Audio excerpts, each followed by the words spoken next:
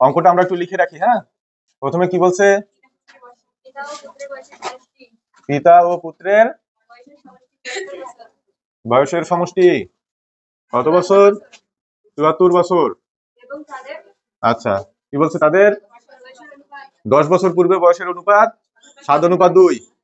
10 বছর পূর্বে বয়সের অনুপাত কত? 7:2 ছিল, তাই না? আচ্ছা, তাহলে চাইছে কি 10 বছর পর বয়সের অনুপাত কত হবে? এই তো প্রশ্ন। আচ্ছা, তাহলে লোক কয়জন? 2 জন।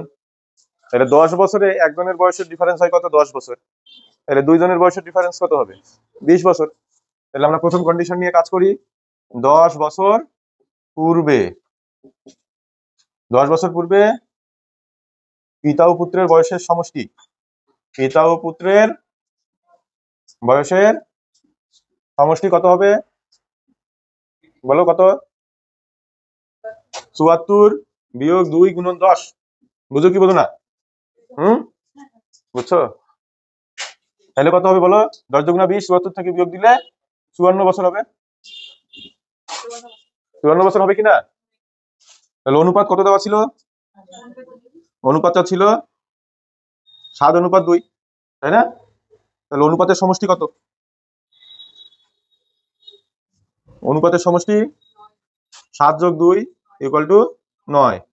তাহলে এটা কিন্তু 10 বছর পূর্বে সব হিসাব করতেছি। তাহলে বাবার বয়স কত? মানে বাবা তো না, পিতা। পিতার বয়স কত হবে বলো? এই 9 এর মধ্যে 7 ভাগ ছিল না, তাহলে মোট ছিল 54। আর 7/9 কাটাকাটি করো, 6 লং 54, 6 7 42।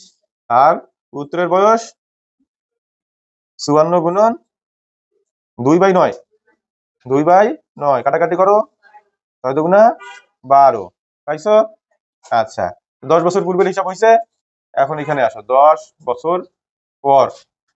এটা কিন্তু 10 বছর পূর্বের হিসাব, তাই না? তাহলে 10 বছর পূর্বের এখন একটা, আবার 10 বছর পরের। তাহলে এখানের সাথে কত যোগ হবে? 20 যোগ হবে। এটা তো 10 বছর পূর্বের, মানে 2015 সালের বয়স।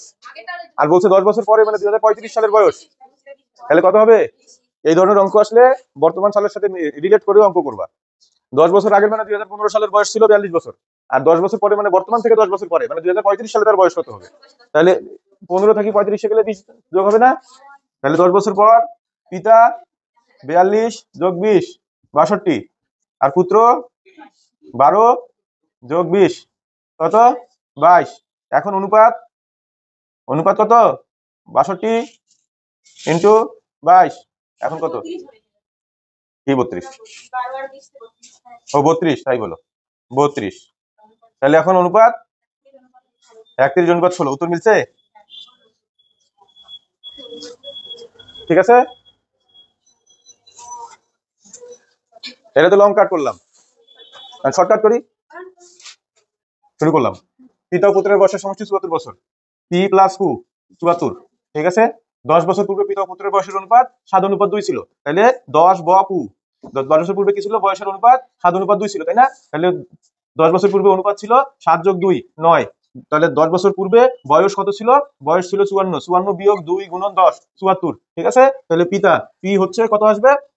54, এটা ভুলে যায়, এটা 54 হবে। 54, তাই না? এটা হবে 74 থেকে। 54 গুণন কত? 7/9। হিসাব নিকাশ করো, 6 লং 54 42। কত আসলো? 42। তাহলে পুত্র কত আসবে? পুত্র হচ্ছে 54 গুণন 7/9। তাহলে কত আসবে? 6। এটা 2 এসছে, তাহলে 6 দুগুণা 12। তাহলে পিতা হচ্ছে, পিতা কত? 42 যোগ 20, তাহলে কত? 62। আর পুত্র কত? পুত্র কত? 12 যোগ 20 32। 32। তাহলে অনুপাত হচ্ছে, অত কিছু বসারই দরকার নেই, 31 অনুপাত 16।